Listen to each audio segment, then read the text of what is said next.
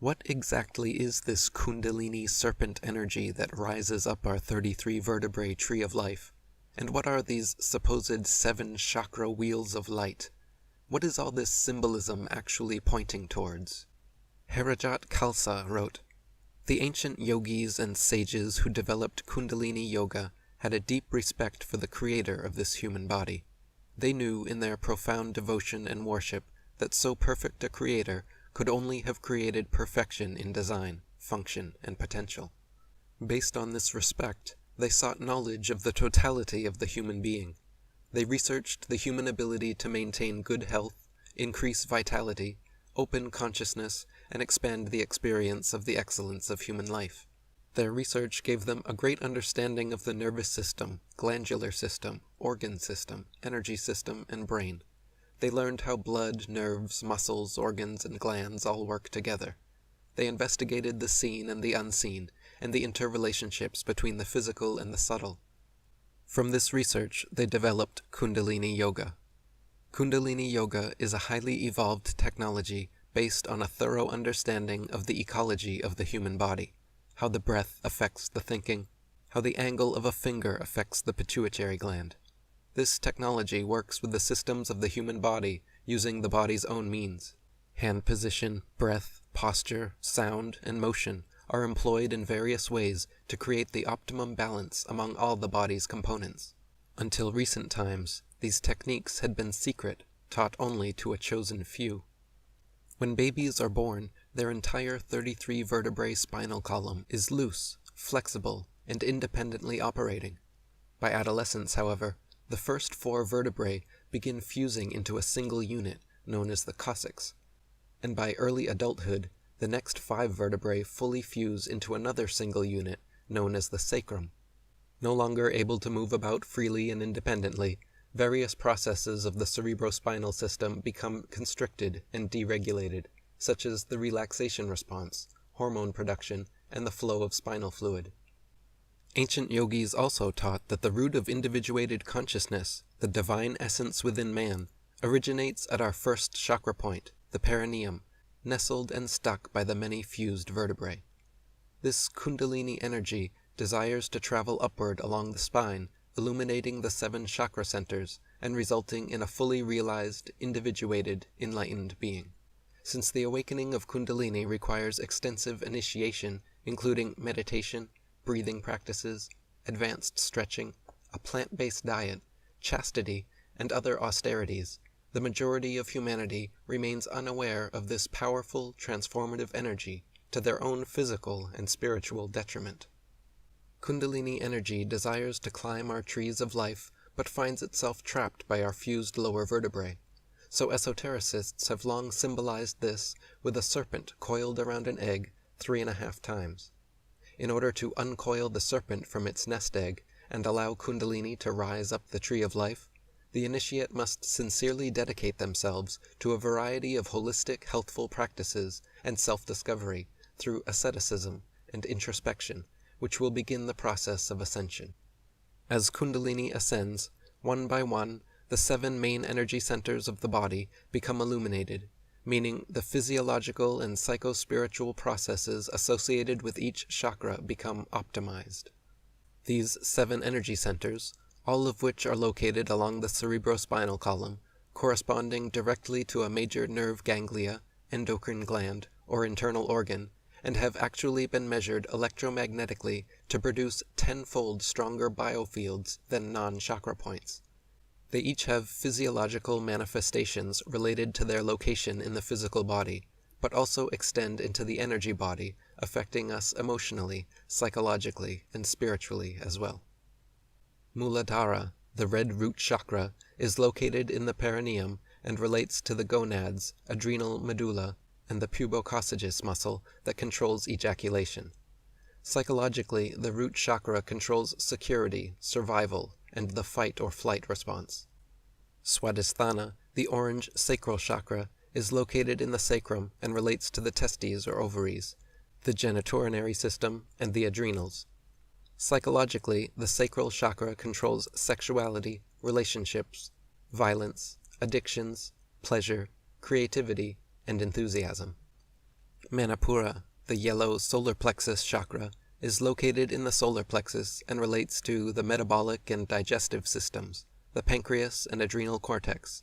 Psychologically, the solar plexus chakra controls power, will, fear, and anxiety.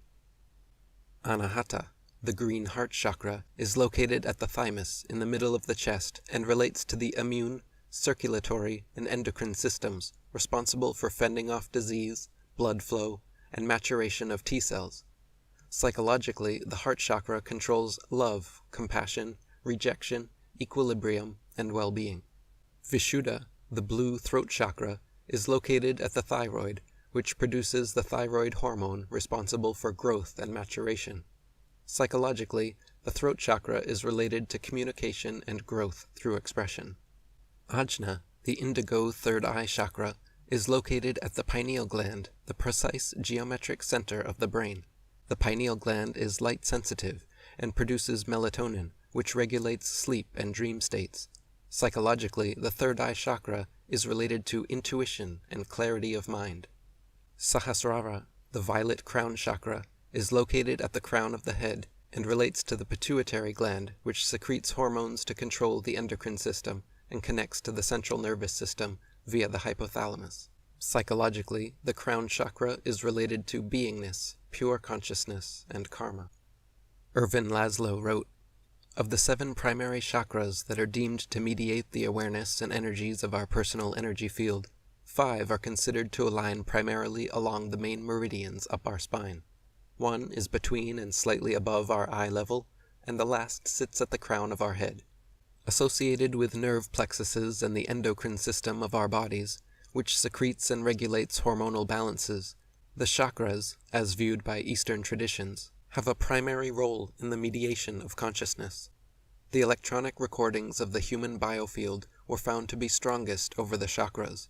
When the signal from the nervous system's alternating field was filtered out, at the frequencies above 500 cycles per second, the continuous low-intensity direct field seemed to be around 10 times as high as the field through which the body's nervous system is controlled, although its intensity is less than half that of a resting muscle."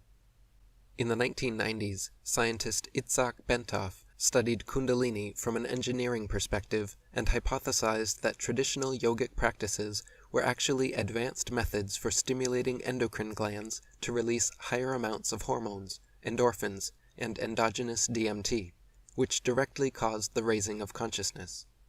Bentov found the 7.5 Hz oscillation rhythm of the heart affect frequencies in the brain and create the stimulus equivalent of a current loop. In other words, the current homogenizes brain hemisphere activity, which in turn optimizes the secretion and flow of various bodily chemicals and fluids along the cerebrospinal system, causing an upgrade in both health and consciousness. Bentov also theorized that this made the body an effective antenna for the 7.5 Hz frequency, which just so happens to be the resonant frequency of the ionosphere, and could potentially be a mechanism allowing heightened intuition by literally picking up and gleaning information from the ether. Dr. Lee Sanella wrote, "A new center, presently dormant in the average man or woman, has to be activated, and a more powerful stream of psychic energy must rise into the head from the base of the spine to enable the human consciousness to transcend the normal limits. This is the final phase of the present evolutionary impulse in man. The cerebrospinal system of man has to undergo a radical change, enabling consciousness to transcend the limits of the highest intellect. Here, reason yields to intuition, and revelation appears to guide the steps of humankind.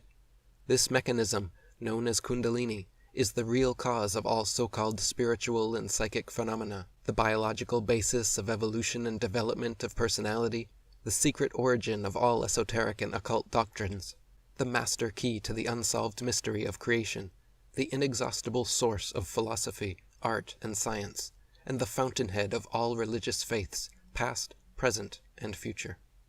Julius Evola wrote, "Yoga techniques aim at revealing the spiritual corporeity to a clear and alert consciousness.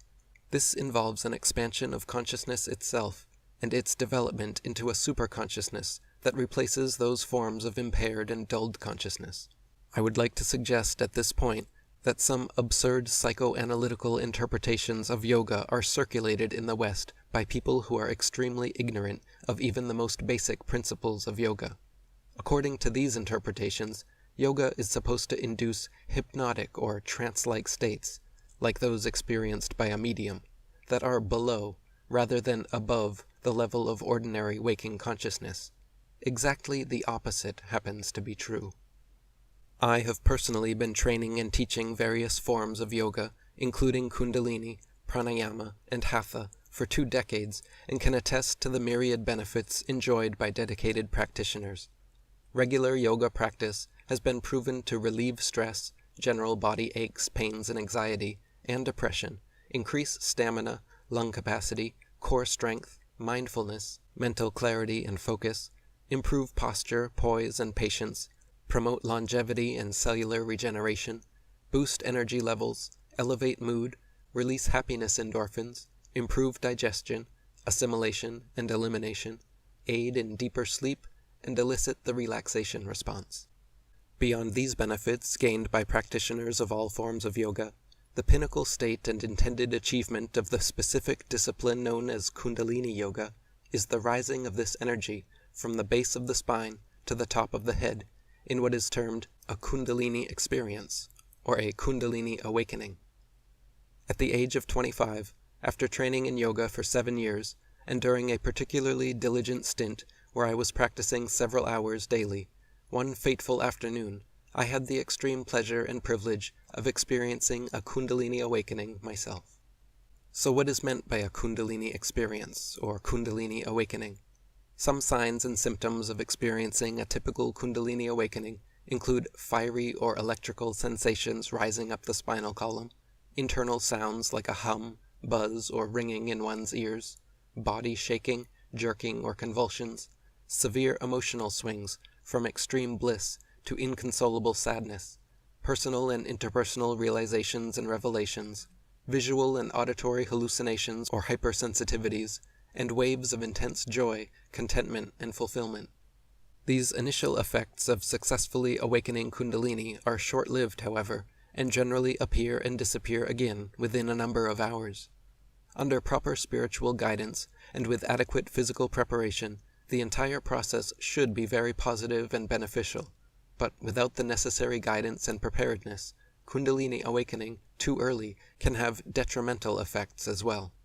Signs and symptoms of premature Kundalini awakening include acute pains, fevers or chills, fits and seizures, migraines, respiratory or heart problems, bipolar mood swings, anxiety, fear, and paranoia. Dr. Lawrence Edwards, founder of the Kundalini Support Organization, stated, "The purification process of this energy transformation can bring up latent disease, muscle spasms, joint problems, and digestive problems. People can go through all kinds of things, hot flashes and sweats, numbing sensations, all kinds of things that can happen that aren't the most pleasant." Luckily nowadays there are dozens of excellent books and countless trained teachers available to safely and effectively guide initiates in the raising of Kundalini, so that with adequate preparation, such negative experiences need not be risked or endured. On the contrary, a proper Kundalini awakening can and should be one of the most positive, fulfilling, and satisfying experiences ever, with after effects that last a lifetime. Tantra teacher Cara Lee Grant wrote that, "When Kundalini awakens, a person may experience deeper empathy with others, and this empathy can almost become telepathic. There is greater sensitivity, higher energy levels, sometimes psychic abilities or deep knowing. Aging can appear to slow down, creativity and charisma can increase, as can internal peace and knowing. There is a sense of being part of all that is. The greater mysteries of life are no longer mysteries." There are various systems and exercises within Kundalini Yoga which prepare the body for and aim to induce the Kundalini awakening process. Exactly how and when each individual will successfully achieve it depends on several subjective factors, making the journey different for everyone. In general, however, the process takes a number of years and involves advanced stretching, particularly of the spinal column, pranayama deep breathing practices, vipassana meditation, a plant-based diet, water fasting, enemas or colonics, saltwater sinus cleansing with neti pot, chastity or complete celibacy, and several other specific austerities and practices. One of the main prerequisites for unlocking Kundalini, and the biggest obstacle I have found for most students, is physically stretching, loosening, decompressing, relaxing, and cracking every vertebrae in their spine, and ultimately every joint in their body. In fact, it was through that very pursuit that I personally stumbled upon initiating my own Kundalini experience. I had heard of Kundalini yoga, and even incorporated some of its techniques into my daily hatha and pranayama practice, but at the time had never heard the term Kundalini awakening, or Kundalini experience. Thankfully, I actually managed to trigger a complete and safe awakening without any negative consequences, and without the guidance of a personal instructor. Since then, I have learned much more about the process, and helped many of my own yoga students achieve similar results. During my hatha training, I began noticing that as I stretched and loosened my back through various poses, eventually and inevitably, once each section of my spine had decompressed and relaxed thoroughly enough, I would be rewarded with a new crack, or pop. By this I mean the kind of joint cracking or popping which chiropractic doctors perform on their patients. The difference being that when gradually stretched and loosened over time through yoga until each vertebrae naturally cracks on its own, rather than being forced by a chiropractor, the experience feels like receiving a master key, unlocking a door in your spine, because you gain the ability forever thereafter to comfortably crack each vertebrae yourself. Scientifically speaking, the cracking sound results from releasing synovial gases from articular capsules. Synovial fluid lubricates each joint in the body, and through movement over time causes bubbles of synovial gas to form. When the joint is cracked, the articular capsule is stretched sufficiently to release the gas and allow it to return as synovial fluid.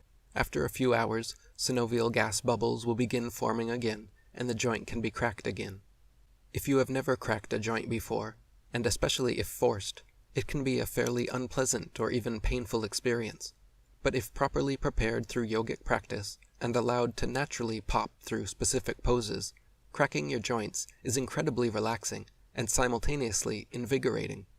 Conflicting with what your mother may have told you, joint cracking is not unhealthy, nor does it cause any permanent swelling or other problems. Quite the contrary, joint cracking is a very healthful and beneficial practice, especially when each joint is slowly stretched over time until naturally occurring. Nowadays, I personally cannot not crack my joints, because just the act of getting out of bed in the morning causes over a dozen pops, sounding like someone setting off fireworks. When I first began practicing yoga, however, I had never even cracked my knuckles before. Once I began receiving the skeleton keys to unlock each joint, I really enjoyed the subtle relaxing energy pulsations that came with every pop, and made it a mission to unlock my entire body. It took me several years, but I now possess the master skeleton key to my temple, and can crack every single joint, including every vertebrae in my spine and neck, all 3 knuckles on each finger, thumbs, wrists, elbows, shoulders, hips, knees, ankles, toes, and my personal favorite, the sternum. The fused coccyx and sacrum cannot crack, but the cervical, thoracic, and lumbar vertebra can, with the partially fused lower lumbar vertebra requiring the most bodywork to unfuse and unlock.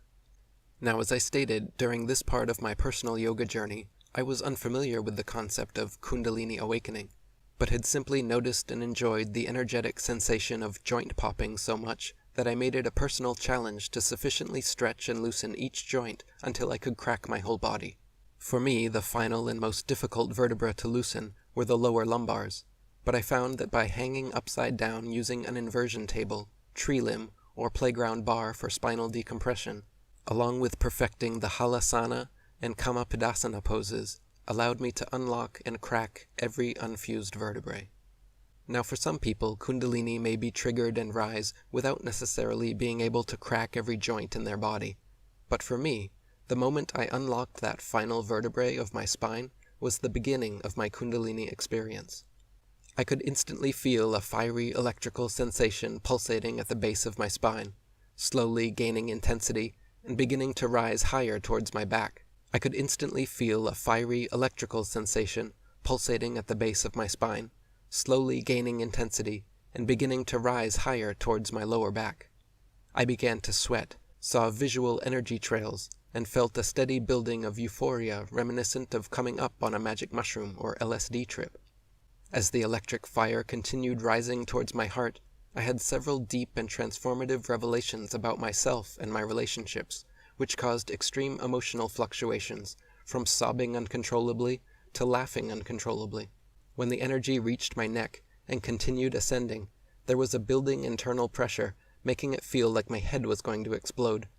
Finally, the electrical fire engulfed my entire head and torso, and I had the extreme pleasure of experiencing for hours the highest high imaginable without taking any drugs. I laid on my bed euphoric, laughing hysterically, lightly flailing and flopping my arms and legs around, feeling the same kind of body high and hypersensitivity to touch characteristic of the drug ecstasy. The entire experience was like having the positive effects of all the best drugs in the world hitting you simultaneously and completely naturally. After several hours of perfect bliss, the feelings slowly subsided and normal life returned, but something deep within me changed forever thereafter. Within months I committed myself to veganism and ahimsa, non-violence, which led me to voluntarism, and ultimately to researching and discovering the conspiratorial control of humanity outlined ever since in my books and videos. It was then that I dedicated my life to exposing the truth and vowed never to stop my activism until the New World Order dies, or I do. Anyone who knew me, before and after my Kundalini experience in 2007, would confirm that a radical transformation occurred during this time where I fully came into my own. I felt debilitating pangs of empathy for the suffering of people in war-torn countries and animals in factory farms.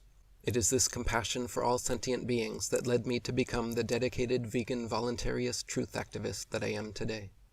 There are theories that Kundalini awakening increases endogenous endorphin hormone and DMT production, both temporarily and long-term, and that bursts of them could very well explain all the psychedelic, ecstatic phenomena.